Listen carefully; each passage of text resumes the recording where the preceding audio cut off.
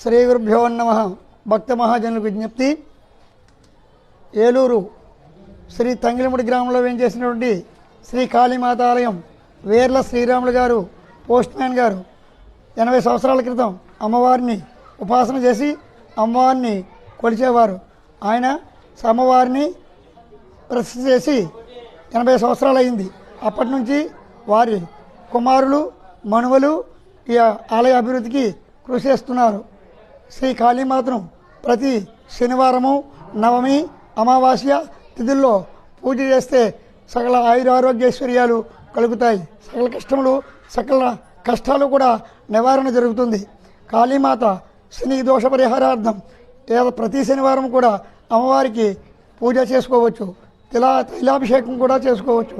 కావున భక్తులందరూ కూడా ఈ యొక్క అమ్మవారిని కొలిచి అందరూ కూడా సుఖ సంతోషాలతో ఉండాలని ప్రార్థిస్తున్నాము.